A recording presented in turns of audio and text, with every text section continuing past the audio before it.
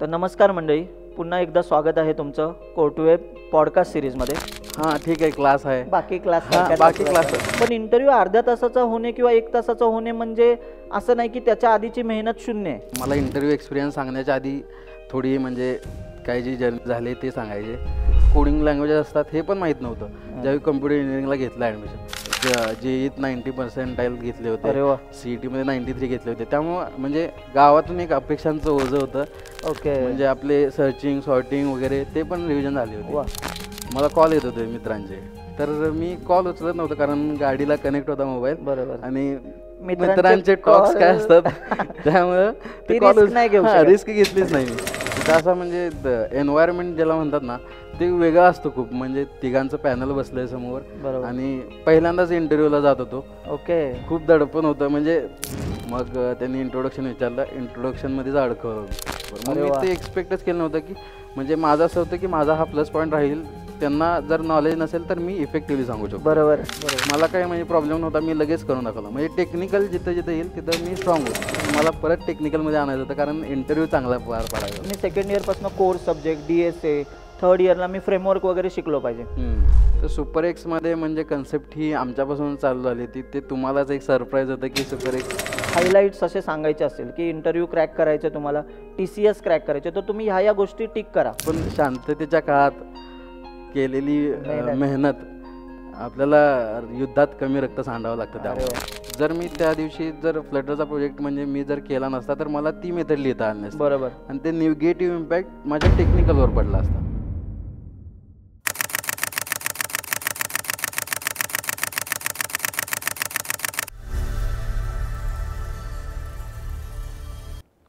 तर नमस्कार मंडळी, पुन्हा एकदा स्वागत आहे तुमचं कोर्टवेब पॉडकास्ट सिरीजमध्ये. तुम्ही TCS कंपनीबद्दल ऐकलेलं असेलच. TCS हे 3 स्टेप्समध्ये म्हणजे 3 पार्ट असतात TCSच्या कंपनीचे इंटरव्ह्यू घेण्याचे. जसं की फ्रेशरसाठीचं आपण बघतो की निंजा असतं, डिजिटल असतं, प्राईम असतं आणि पॅकेजेस वॅरी करतात. तर जर आपल्या डोक्यात आहे की मला प्राईम कंपनी म्हणजे प्राईमसाठी जायचं आहे तर मला 9-9.5 लाखाचं पॅकेज भेटतं आहे, डिजिटलला मला 7 लाखाचं वगैरे पॅकेज भेटतं आणि निंजाला 3.5-4 लाखाचं पॅकेज देतात. तर मला असं वाटतं की कुठलेही पॅकेज आपल्याला क्रॅक करायचं ना तर आपल्याला त्याचा कंप्लीट पाथ फ्लो माहिती पाहिजे. म्हणजे जसं तुम्ही बघा ना, पॉडकास्ट सिरीज आता तुम्ही आमच्या यूट्यूब चॅनलवर बघतच असाल. तुम्हाला जसं दिसतंय की अरे इंटरव्ह्यू अर्ध्या तासाचा झाला, 1 तासाचा झाला, पण इंटरव्ह्यू अर्ध्या तासाचा होणे किंवा 1 तासाचा होणे म्हणजे असं नाही की त्याच्या आधीची मेहनत शून्य आहे. त्याच्या आधी मे बी कोणी 2 वर्ष मेहनत करत असेल, कोणी 1 वर्षापासून प्रिपेअर करत असेल, तेव्हा ते त्या अर्ध्या तासात तेवढ्या गोष्टी मांडू शकले. एखादा प्रोजेक्ट स्वतःहून करायचा तर त्याला काही टाईम लागतो, महिना लागू शकतो, 1.5 महिना लागू शकतो. पण प्रोजेक्ट बनवण्यासाठी काही गोष्टी शिकाव्या पण लागतात. जसं की कोर कन्सेप्ट आल्या, त्या एकत्र बाइंड करायच्यात तर त्याच्यासाठी आपल्याला नॉलेज पाहिजे, त्याच्यासाठी आपल्याला मेंटर्स पाहिजेत जे की आपल्याला त्या प्रत्येक स्टेजला हेल्प करतील. तर ह्या गोष्टी मी तुम्हाला आवर्जून का सांगतोय, कारण आपल्या क्लासचे बरेच स्टुडंट असे कंपन्यांमध्ये प्लेस आहेत आणि जे ॲल्युमिन आहे आपल्या क्लासचे ते लोक पुढच्या लोकांना हेल्प करत आहेत, म्हणजे फ्रेशर लोकांना इंटरव्ह्यू क्रॅक करण्यासाठी. आमचा पॉडकास्ट सिरीज चालू करण्याचा मोटो देखील हाच होता. तसंच आपल्याला जर आता ऐकलेलं असेल TCS ही मास रिक्रुटर कंपनी, तर याच्यासाठी तुम्ही टेस्ट नेमक्या देता कशा, त्याचा फ्लो कसा असतो हे जर तुम्हाला कळालं तर आपल्याला त्या गोष्टी सोप्या जाऊ शकतात. सो हेच आपल्यासोबत बोलायला आपल्यासोबत आहे प्रतीक शिंदे. आणि प्रतीक आत्ताच रिसेंटली डिजिटलला प्लेस झालेला आहे. त्याची जर्नी आपण ऐकून घेऊया की त्याने कधीपासून कोडिंग स्टार्ट केलं आहे वगैरे वगैरे सगळ्या गोष्टी, त्याचा फ्लो. जर तुम्हाला त्याला आणखी काही क्वेश्चन विचारायचे असतील तर आम्ही त्याचं लिंक्डइन हँडलर तुम्हाला इथे दाखवूच, तुम्ही त्याला डायरेक्टली कनेक्ट करू शकता, क्वेश्चन विचारू शकता. सो स्टार्ट करूया आजच्या पॉडकास्टला. हॅलो प्रतीक. हॅलो सर, माझं नाव प्रतीक लक्ष्मण शिंदे. मी आत्ताच JSPMमधून 2024 बॅचमधून पासआउट झालो आहे आणि आता सध्या मी TCSच्या इंटरनल प्रोजेक्टमध्ये आता सध्या बॅकएंड डेव्हलपर म्हणून काम करतो आहे. वा. ते करत असताना त्याच्या म्हणजे आधी घेतलेली मेहनत वगैरे त्याच्याबद्दल बोलायला मी आज इथे. तर मला इंटरव्ह्यू एक्सपिरियन्स सांगण्याच्या आधी थोडी म्हणजे काही जी जर्नी झाली ते सांगायचे. ज्यावेळी मी म्हणजे कम्प्युटर इंजिनिअरिंगला यायचा निर्णय घेतला तर त्यावेळी म्हणजे असं डोक्यात नव्हतं की म्हणजे कोडिंग हे म्हणजे वगैरे असं काही माहीतच नव्हतं की कोडिंग वगैरे असतं वगैरे. 10वी-12वीतून सगळ्यात चांगली फील्ड कोणती तर कम्प्युटर इंजिनिअरिंग. त्यासाठीच अप्लाय केलं होतं. मग इथं JSPM कॉलेजमध्ये नंबर लागला. तर त्यानंतर म्हणजे 1-2 वर्ष आपली कोविडमध्ये गेली. पूर्ण म्हणजे माहीतच नाही मला. एक फर्स्ट सेमिस्टर संपल्यावर एका मॅमने विचारलं होतं की म्हणजे लँग्वेज वगैरेचा अभ्यास चालू केला आहे का. माझ्या डोक्यात असं होतं की इंग्लिश येते आपल्याला, लँग्वेज म्हणजे इंग्लिश, मराठी, हिंदी. इंग्लिश येते, मराठी येते, हिंदी येते. तर मग असं नाही की म्हणजे कोडिंग लँग्वेजेस असतात हे पण माहीत नव्हतं. ज्यावेळी कम्प्युटर इंजिनिअरिंगला घेतलं ॲडमिशन, मग 6 महिन्यानं मग आम्हाला सेकंड सेमिस्टरमध्ये पायथॉन सब्जेक्ट होता. तर मग त्याच्यातून कळालं की बाबा प्रोग्रॅमिंग लँग्वेज असतात. मग त्यावरून कळालं CPP वगैरे असतं. मग 2 वर्ष कोविडमध्येच असल्यामुळं, घरी असल्यामुळं इकडचं म्हणजे असं वातावरण माहीत नाही, कशा म्हणजे कंपनी चालतात, म्हणजे काय त्यांचा कम्प्युटर इंजिनिअरिंग नेमकं असतंय काय हेच नव्हतं माहिती. मग ज्यावेळी इथे आलो त्यावेळी म्हणजे पहिले 6 महिने सगळं एक्सप्लोअर करण्यात गेलं इकडे तिकडे. बरोबर. मग जसं सेकंड इयर संपलं त्यावेळी थोडा म्हणजे सिरियसनेस आला की आता राहिलेत 2 वर्ष आणि आपल्याकडे करायसारखं तर काहीच नाही आहे. म्हणजे आपण कोणाला काहीतरी सांगू शकतो असं पण काही नाही आहे. मग आपण काहीतरी केलं पाहिजे म्हणून ह्याच ह्याच्यातून की केलं पाहिजे. मग कॉलेजमध्ये असं चर्चा होती की म्हणजे हा क्लास चांगला आहे, हा क्लास चांगला आहे. तर मी पण असाच स्टुडंट होतो की लोकांच्या रेफरन्सने इथं आलो होतो. ओके. आणि त्यावेळी पण माझा कॅज्युअल अप्रोच होता क्लासकडे, म्हणजे हां ठीक आहे क्लास आहे, बाकी क्लास हां बाकी क्लास म्हणजे आपल्या डोक्यात मेंटॅलिटी कशी आहे की क्लास आहे म्हटल्यावर हां शिकवतात, कंपनीची रेफरन्स देत असतील वगैरे. मग मला पहिल्यांदा म्हणजे शॉक होता की म्हणजे तिथं कंपनीचे रेफरन्स देत नाहीत पण स्टुडंट जात आहेत. मग मी ज्यावेळी म्हणजे असं ॲडमिशन घेतलं त्यावेळी ॲडमिशन झालं माझं, म्हणजे अर्धी फी मागे ठेवून मी ॲडमिशन केलं होतं. आणि म्हणजे असंच अप्रोच होता की मॅमने एकदा कॉल केला की अर्धी फी राहिले वगैरे. तर मी म्हटलं हां देतो की मग. मग म्हणजे तोपर्यंत क्लास जॉईनच नव्हता केला आणि परत मी गावी होतो ज्यावेळी जॉईन केला त्यावेळी. ओके. मग इथं आलो. इथं आल्यावर म्हणजे असं लेक्चर्स चालू झाले, 1-2 लेक्चर झाले. त्यावेळी समजायला लागलं की हे काहीतरी वेगळं आहे. 10वी-12वीतून येताना म्हणजे असं होतं की प्रेशर होतं की 10वीत टॉप होतो, गावातला म्हणजे सगळ्यात हुशार विद्यार्थी होतो. अरे वा. 12वीत पण टॉप राहिलेलो, JEEत 90% घेतले होते, अरे वा. CETमध्ये 93 घेतले होते. त्यामुळं म्हणजे गावातून एक अपेक्षांचं ओझं होतं. मग तेच घेऊन मग कॅरी फॉरवर्ड झालं आणि इथं आलो. इथं आल्यावर समजलं की पहिले 2-4 लेक्चर्समध्ये समजून गेलं की इथं आपलं काहीतरी होऊ शकतं. कॉलेजमध्ये होतो त्यावेळी फक्त ऐकायला भेटायचं की ह्या लँग्वेजेस आहेत, ह्या लँग्वेजेसमध्ये अरे असते, हे असते, म्हणजे असे कन्सेप्ट असते एवढंच कळायचं, पण त्यातलं डीप नॉलेजच काहीच भेटत नव्हतं. आणि इथं आल्यावर कळालं की हा मराठीत म्हणजे सगळा क्लास चालतो आणि मग आपल्याला समजू शकतं असं वाटलं. त्यामुळं मग इथं क्लासमध्ये आलो. क्लासमध्ये एंटर केल्यावर 4-5 लेक्चर झाल्यावर कळालं की आपलं इथं काहीतरी होऊ शकतं. आणि म्हणलं आता आता मेहनत केली तर म्हणजे लास्ट इयरमध्ये काहीतरी आपल्याकडे बोलायला असेल. बरोबर. मग त्यावेळी Cचा क्लास झाला होता की म्हणजे 300 स्टुडंट पहिल्यांदाच क्लासमध्ये आले होते. मग त्यावेळी चालू झाल्यावर म्हणजे महागच बसत होतो, म्हणजे काय जमत नव्हतं. त्यामुळं एवढं म्हणजे धाडच नव्हतं की उभारून बोलावं वगैरे. मग हळूहळू समजायला लागलं की म्हणजे कोडिंग लँग्वेजेस आलेत कायसाठी. म्हणजे आधी आपण मोबाईल घेतला तर हा विचार नव्हतो करत की हा कसा चालतो आहे. मग इथं येऊन तो पर्स्पेक्टिव्ह एक जागा झाला की इथं येऊन म्हणजे मोबाईल चालतोय हे कम्प्युटर इंजिनिअरिंगमुळं, म्हणजे त्या स्टुडंट्समुळं, IT सेक्टरमुळं चालतोय हे लक्षात आलं. नाहीतर आधी म्हणजे असा विचारच नव्हता की रॅम काय आहे. फक्त एवढं लक्षात होतं की रॅम चांगली पाहिजे त्यावेळी मोबाईल चांगला चालतोय बस. नॉलेज नव्हतं, यूज काय आहे तेच कळत नव्हतं. मग ते इथे येऊन समजायला लागलं आणि असं वाटायला लागलं की डीपमध्ये चाललंय नॉलेज.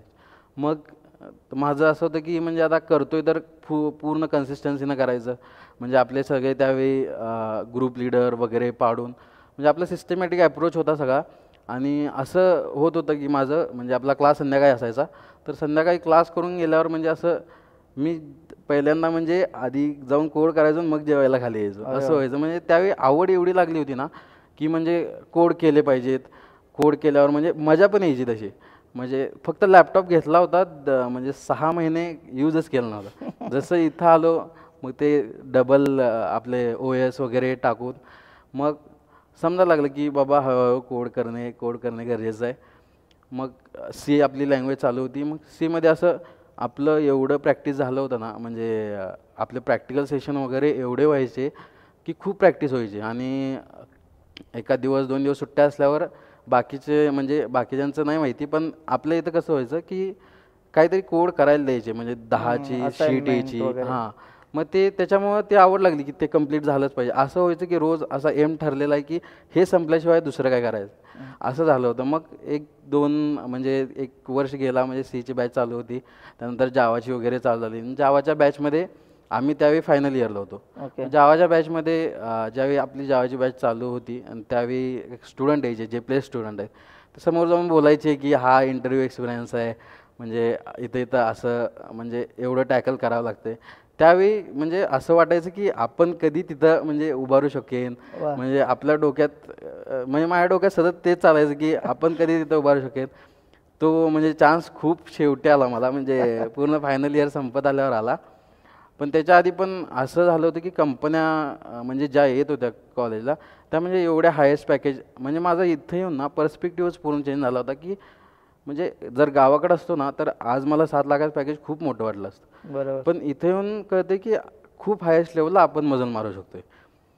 पण मग तसं पर्स्पेक्टिव्ह पूर्ण चेंज झाल्यावर वाटायचं की म्हणजे असं चांगलंच पॅकेज भेटलं पाहिजे. पण अनफॉर्च्युनेटली त्यावेळी तो रिसेशनचा थोडा काळ होता आणि त्यामुळे कंपन्या खूप कमी आल्या. खूप कमी कॅम्पसला येत होत्या. हां, मग ते खचून न जाता म्हणजे असं डिमॉरलाइज न होता मी माझं म्हणजे असं प्रिपरेशन करतच राहिलो. आणि ज्यावेळी म्हणजे असं इंटरव्ह्यूचे वगैरे ते म्हणजे डोक्यात यायचं की इंटरव्ह्यू झाला पाहिजे वगैरे, पण कुठं असं म्हणजे अशी चांगली कंपनी कुठलीच भेटत नव्हती की ज्याच्यात आपण इंटरव्ह्यू देऊ शकतो. मग एकदा असंच TCSच्या ह्याच्या म्हणजे नेक्स्ट स्टेप पोर्टलवर आपल्याला रजिस्ट्रेशन करावं लागतं इंटरव्ह्यू प्रोसेससाठी किंवा ती NQT वगैरे प्रोसेससाठी रजिस्ट्रेशन करावं लागतं. एम्प्लॉयमेंट फॉर्म म्हणून असतो तो. मग ते रजिस्ट्रेशन केलं. त्याच्यानंतरही 6 महिने त्यांचा काय कॉन्टॅक्ट नव्हताच, म्हणजे होईल म्हणजे काय पुढं काय करायचं आहे काय. मग आपल्याला मला वाटतं डिसेंबरमध्ये NQT टेस्ट झाली. मग NQT टेस्टच्या वेळी म्हणजे असंच होतं की डोक्यात असं होतं की म्हणजे कोडिंगचा एवढं हे नव्हतं, म्हणजे प्रॉब्लेम नव्हता जो होता तो म्हणजे ॲप्टिट्यूडमध्ये पण म्हणजे प्रॉब्लेम नव्हता, कारण बेस चांगला होता माझा, म्हणजे मॅथमॅटिक्स वगैरे चांगलं जमते. त्यामुळं मग ॲप्टिट्यूड वगैरे करण्याचं म्हणजे एवढा काही प्रॉब्लेम आला नाही. मग मी TCSला NQTला ॲपियर झालो. तिथं क्वांटिटिव्ह परत रिझनिंग वगैरे असे क्वेश्चन होते आणि 2 कोडिंगचे क्वेश्चन होते. मला टेन्शन ॲप्टिट्यूडचंच होतं, कारण कोडिंगचं क्वेश्चन म्हणजे माझ्या डोक्यात असं कधीच नव्हतं की कोडिंग क्वेश्चन आपल्याला सुटणार नाही.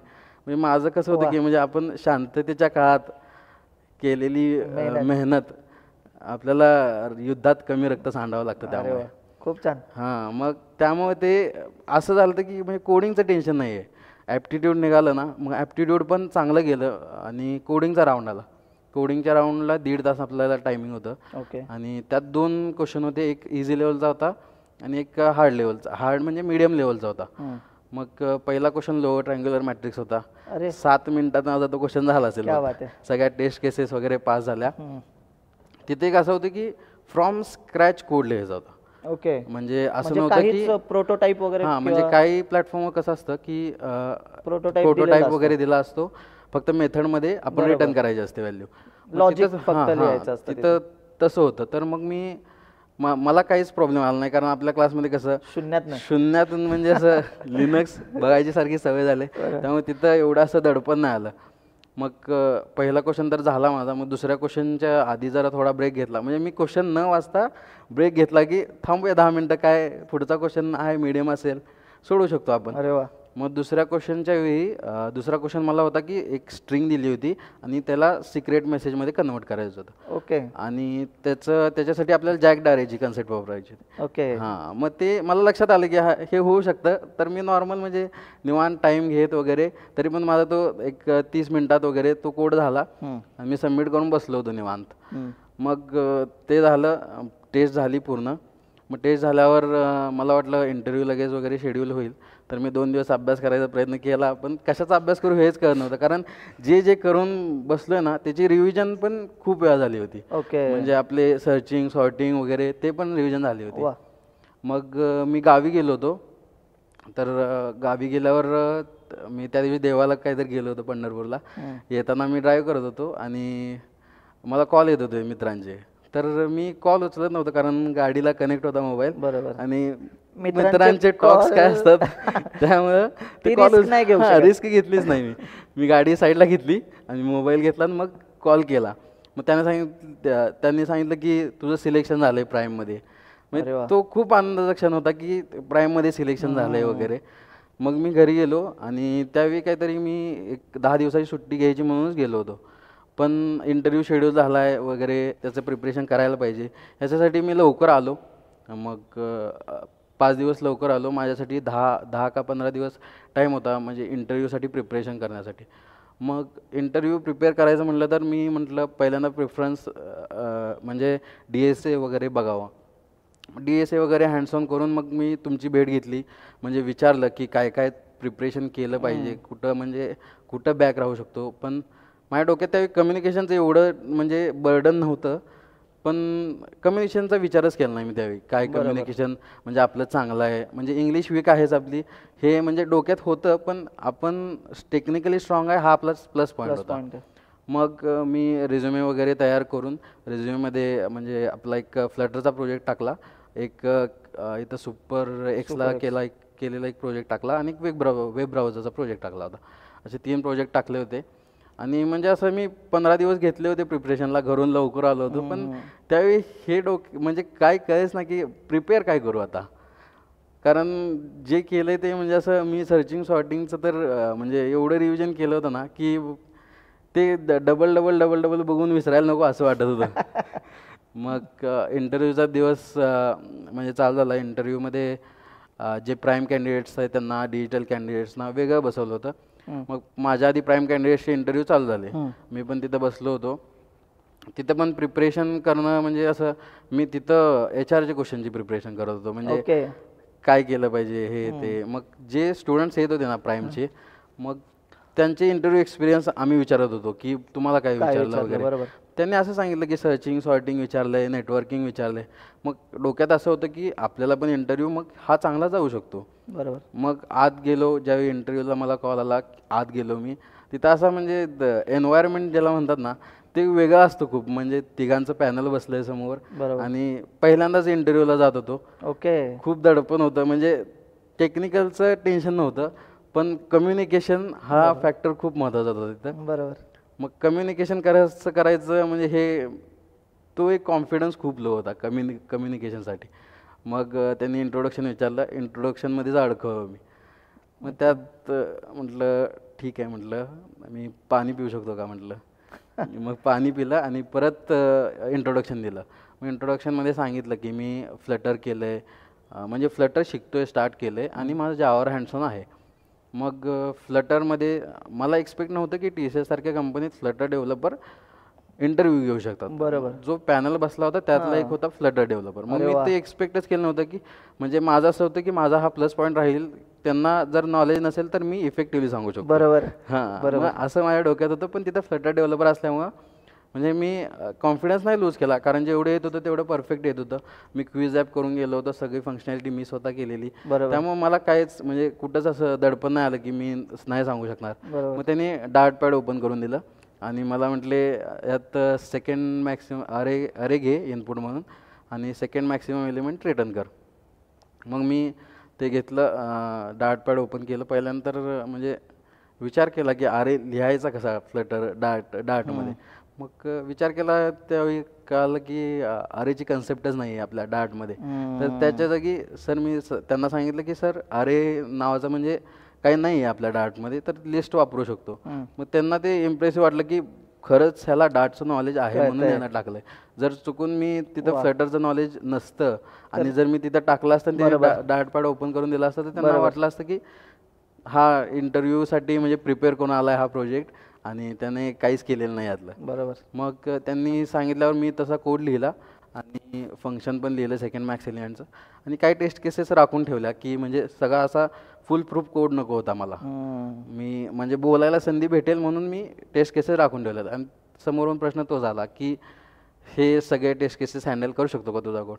नाही म्हटलं, जर सगळे सेम एलिमेंट असेल तर नाही करू शकत हा. मग त्याच्यासाठी काय लॉजिक लागतंय. मग मला बोलण्याची म्हणजे जास्त टेक्निकलवर बोलण्याची मला संधी मिळावी यासाठी मी टेक्निकलचा फ्लो जास्त आणत होतो त्यात. मग मी काय केलं, मग त्यांना सांगितलं की अशी टेस्ट केस हँडल करू शकतो आपण. मग ते झाल्यावर त्यांनी पुढे विचारलं की तू ह्याच्यात NQT कोणते कोड केले होते. तर NQT मी लोअर ट्रायंग्युलर मॅट्रिक्स आणि स्ट्रिंगचा कोड केला होता. मग त्यांनी मग स्ट्रिंगचा सिमिलर कोड मला दिला की तो आता हा कोड करून दाखव. बरोबर मला काही म्हणजे प्रॉब्लेम नव्हता, मी लगेच करून दाखवला. म्हणजे टेक्निकल जिथं जिथं येईल तिथं मी स्ट्रॉंग होतो. बरोबर. परत त्यांनी विचारलं की तुला DBMS वगैरे नॉलेज आहे का. मग त्याच्यासाठी म्हणजे माझं सुपरएक्समध्ये मी होतो त्यावेळी मी प्रोजेक्ट केला होता, म्हणजे कॅम्पस लिंक म्हणून प्रोजेक्ट केला होता. त्यात सगळा पूर्ण असा DBMSच वापरला होता. सगळे म्हणजे टेबल्सच क्रिएट केले होते, त्यात डेटा स्टोअर केला, डेटा फेच केला होता. त्यामुळे काही प्रॉब्लेम नव्हता. खूप यूज झाला होता. मग त्यांना सांगितलं की म्हणजे क्वेरी अशी ही आहे. मग त्यांनी सांगितलं की अप्रोच बदलून तू सांगू शकतो. ओके. मग अप्रोच बदलून सांगितला.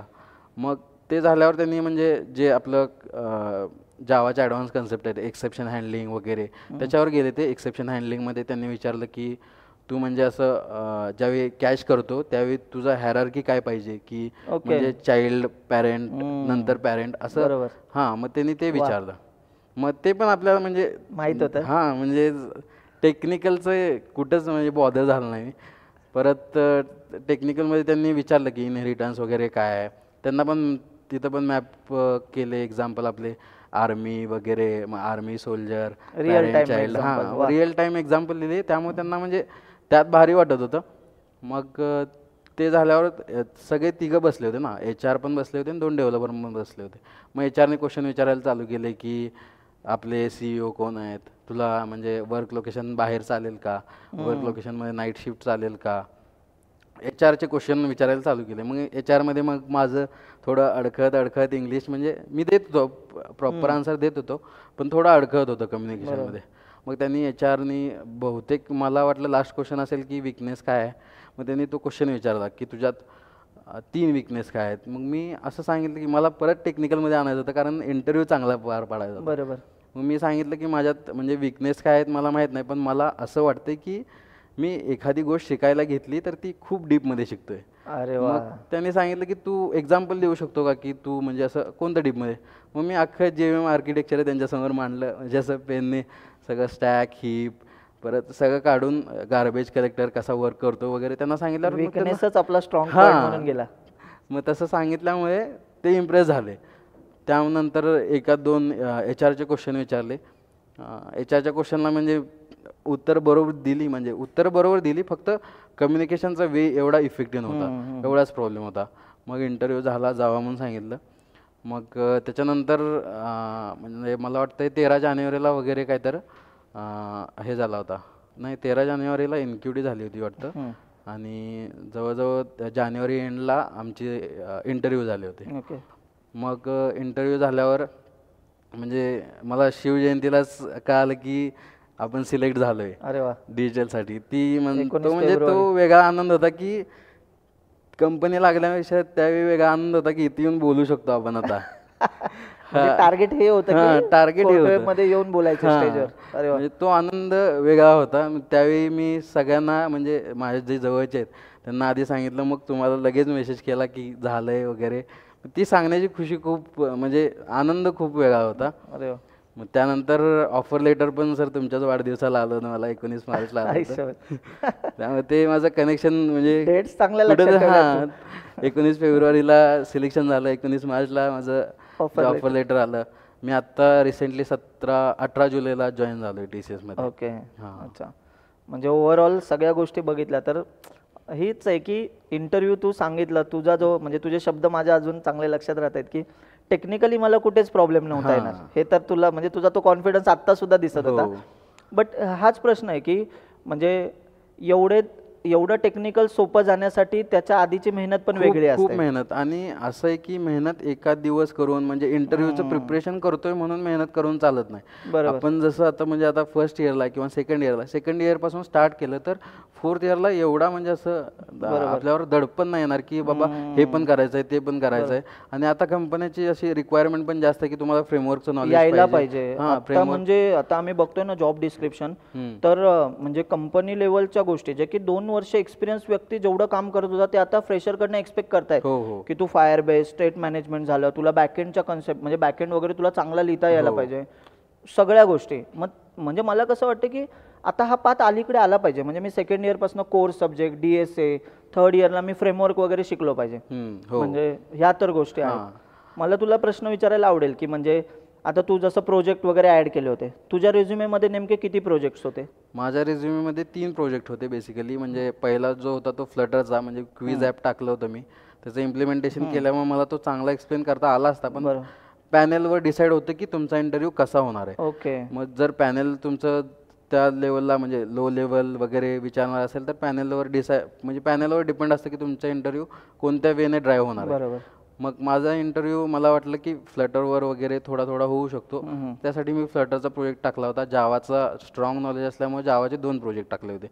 एक मी इथं केला होता आणि एक जो होता तो मी वेब ब्राउझर म्हणजे शिकून घेतला होता पूर्ण प्रोजेक्ट कसा आहे तो, त्याचा फ्लो वगैरे कसा आहे.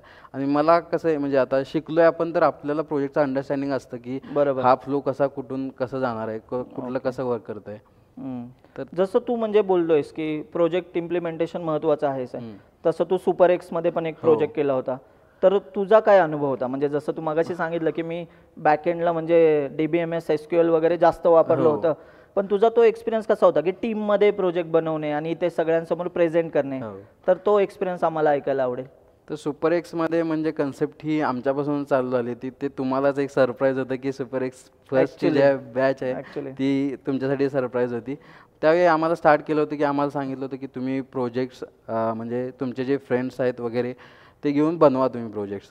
मग ठीक आहे, म्हणजे मी 2-3 सोबत घेऊन म्हणजे प्रोजेक्ट बनवायला चालू केला. पण आधी कसं होतं की प्रोग्रॅमिंग लँग्वेज वगैरे शिकतोय आपण, त्यावेळी असं होतं की हा एक प्रॉब्लेम स्टेटमेंट आहे आणि तुम्हाला हा कोड लिहायचा आहे, संपलं बस. म्हणजे त्याचं काय असं. मग ज्यावेळी आम्ही प्रोजेक्ट करायला घेतला त्यावेळी डोक्यात आलं की ह्याचं काहीतरी म्हणजे असं आर्किटेक्चर वगैरे बनलं पाहिजे की ह्या पेज नंतर इथं उडी गेली पाहिजे, ह्या पेज नंतर इथं, म्हणजे ते पेपरवर आलं. तर माझी आयडिया पेपरवर आली. मग ती आयडिया पेपरवर आल्यावर म्हणजे मला समजलं की ॲक्च्युअल फ्लो कसा केला पाहिजे, म्हणजे कोणते पेजेस. मग आता टीम वर्क करतोय तर सगळं आपणच करून नाही चालणार, म्हणजे टीमला पण डिवाइड करून दिलं पाहिजे. ह्या स्क्रीन्स तू बनव, त्या स्क्रीन्स तू. त्यावेळी काय आलं की हे म्हणजे परत मर्ज करावं लागेल, इंटिग्रेशन. त्यात मग गिटचा संदर्भ लागला. आधी आपण ज्यावेळी कोड करत होतो त्यावेळी गिटला पुश करायचो आणि सिंगल होतो तर मेन ब्रांचला पुश व्हायचा. पण जसं सुपर एक्समध्ये आलो तर त्यावेळी काय आलं की एक मेन ब्रांच असते आणि त्याच्या म्हणजे आपण नंतर सब ब्रांचेस वगैरे बनवू शकतो. त्यातून ते कळालं की ॲक्च्युअल म्हणजे प्रोजेक्ट वर्क कसा होतो, डेटाबेस कशासाठी यूज होतो, त्याचा यूज ॲक्च्युअल त्यावेळी कळाला. नंतर SQL क्वेरी येत होत्या पण त्याचा यूज काय हे नव्हतं माहिती. मग ते प्रोजेक्टमधून शिकायला भेटलं. त्याच्यानंतर मी एक प्रोजेक्ट केला सुपर एक्स 2साठी. त्यावेळी मी नव्हतो म्हणजे अवेलेबल प्रेझेंटेशनला. पण तो प्रोजेक्ट करताना डिफिकल्टी ह्या आल्या की पहिल्या प्रोजेक्टमध्ये माझ्यासोबत जे माझ्या जवळचे फ्रेंड्स आहेत तेच होते. पण दुसऱ्या प्रोजेक्टमध्ये असं होतं की सगळ्यांचं मिक्सअप केलं होतं आणि ज्यांना जे ग्रुप भेटतील ते दिलं होतं. मग ते कोऑर्डिनेशन करावं लागतंय वगैरे. ह्या म्हणजे जे जसं कंपनीचं वातावरण तयार होतंय तसं इथं कंपनीचं वातावरण तयार झालं. म्हणजे थोडक्यात आपण असं बोलूया कंपनीचं मॉक इथं झाला होता की आपण कशा पद्धतीने कंपनीत जाऊन कोपअप करू शकतो इतर लोकांसोबत जे आपल्यासाठी अनोळखी आहे, त्यांचा माइंडसेट आपल्याला माहित नाही, बरोबर की काय लेवलला ते कोडिंग करतात हे माहित नसतं. तोच आमचा प्रामाणिक प्रयत्न आहे सुपर एक्समध्ये. खूप छान. म्हणजे तुला मला म्हणजे हा शेवटचा प्रश्न विचारायचा आहे की आता बघ ना की TCS 3 फॉर्मॅटमध्ये येते. तुझा पण प्रायमरी गोल प्राईमच होता की तुला प्राईम क्रॅक करायचे, पण तुला डिजिटलला त्यांनी शिफ्ट केलं. ठीक आहे, बट आता डिजिटलचं पण ऑफर तुझी चांगली आहे, बरोबर. पण ओव्हरऑल इंटरव्ह्यू सगळा झाला, याच्यामधनं तुला काय वाटतं की असं कुठलं की पॉईंट असेल की त्यावेळेस तुला सिलेक्ट केलेलं असेल? कारण जसं तू बोलतोय की HR ला जातोयस तू, पण तुझं कम्युनिकेशन तेवढं स्ट्रॉंग नव्हतं गेलं किंवा क्वेश्चन त्यांनी विचारलं तुला असं आन्सर देता नाही आलं भारी लेवलला, बट तुझं टेक्निकल गोष्टी चांगल्या गेल्यात. तर तुला स्वतःला काय वाटतं की की पॉईंट काय असेल? मला माझा की पॉईंट वाटतो की म्हणजे ज्यावेळी मी विकनेसला माझा म्हणजे स्ट्रेंथ सांगितली त्यावेळी त्यांनी म्हणजे मला सिलेक्ट केलं असेल. आता पण जसं आता म्हणजे कंपनीत आहे वगैरे, मग जरा DSAचं वगैरे आपण ज्यावेळी हे करतो म्हणजे आता अभ्यास करायचा वगैरे मनावर घेतलं तर त्यावेळी ज्यावेळी आपण म्हणजे मी आत्ताच अरे वगैरे म्हणजे परत बघण्याचं चालू केलं होतं. मग अरेमध्ये मी बघितलं की अरेज म्हणजे अरेज हा नावाचा क्लास पण आहे, बरोबर, आणि आपण अरे पण असं इम्प्लिमेंट करू शकतो. मग अरेज ज्यावेळी मी सॉर्ट मेथडला कॉल केला, माझा स्वतःचा प्रीडिफाईंड क्लास लिहिला होता तिथं आणि तिथून सॉर्टला म्हणजे कॉल केला तर त्यावेळी कळलं की होत नाही, म्हणजे ते काय होतंय क्लास कास्ट एक्सेप्शन वगैरे येते. तर मग मी जाऊन बघितला कोड, म्हणजे आपल्याला डॉक्युमेंटेशन इथं खूप चांगली सवय लागली की डॉक्युमेंटेशन आपण प्रिफर केलं पाहिजे कशासाठी पण. मग मी तिथं जाऊन बघितलं तर तिथं कोड्स होते की सॉर्टचा कोड होता. खाली खाली तसं स्क्रोल करत गेलो तर खाली बघितलं की बायनरी सर्च वगैरे पण अरेजने स्वतः इम्प्लिमेंट करून इम्प्लिमेंट केलंय ऑलरेडी, त्याने तो क्लास लिहिलाय. हां, मग मी म्हटलं की ते पण म्हणजे आपण म्हणजे त्याला कॉल करून बघावं बायनरी सर्च होतंय का आपला प्रीडिफाईंड क्लास. तर नाही झाला. म्हणजे तिथं खाली एक्सेप्शन येतं की क्लास कास्ट एक्सेप्शन, हे कम्पेअर नाही करू शकत. पण त्यावेळी अडकत नाही आपण, कारण त्याच्या पुढची कन्सेप्ट आपल्याला माहीत असते की आपण कम्पेरेबल इम्प्लिमेंट्स करून कम्पेअर टूला ओव्हरराईड करू शकतो. बरोबर.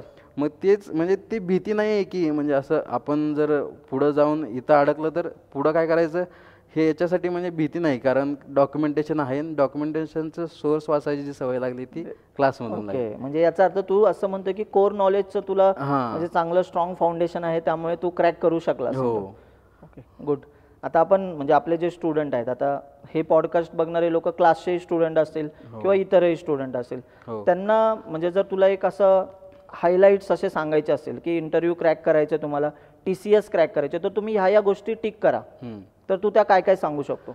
मी असं सांगेन की म्हणजे तुम्ही जसं टेक्निकलला जसं महत्त्व देताय तसं तुम्ही जसं म्हणजे कॉलेजमध्ये येताय तसंच कम्युनिकेशनला पण थोडं थोडं इम्पॉर्टन्स, बरोबर, जसं थोडं थोडं करत जाईल ते एक दिवस जाऊन खूप म्हणजे लेवलला आपण त्यावेळी स्ट्रॉंग असतो. बरोबर. जसं मी टेक्निकलमध्ये स्ट्रॉंग होत गेलो तसं तुम्ही जर टेक्निकल आणि कम्युनिकेशनमध्ये स्ट्रॉंग होत गेला तर कुठलीच कंपनी क्रॅक करण्यासाठी तुम्हाला अवघड नाही. पण जर स्पेसिफिक TCSचं सांगायचं म्हटलं तर तुम्ही DSAवर फोकस केलं पाहिजे.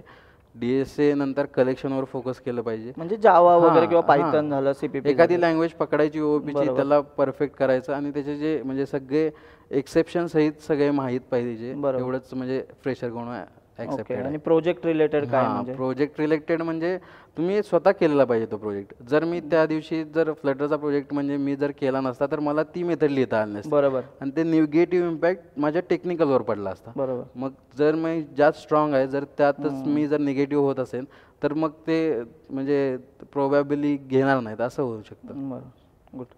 सो मित्रांनो, तुम्हाला देखील हा इंटरव्ह्यू एक्सपिरियन्स खूप आवडलेला असेलच.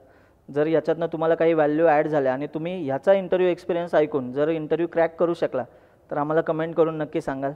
थँक्यू सो मच प्रतीक, तू वेळ दिल्याबद्दल, आणि तुझी अशीच उत्तरोत्तर प्रगती होत जाऊ ही अपेक्षा. थँक्यू. थँक्यू.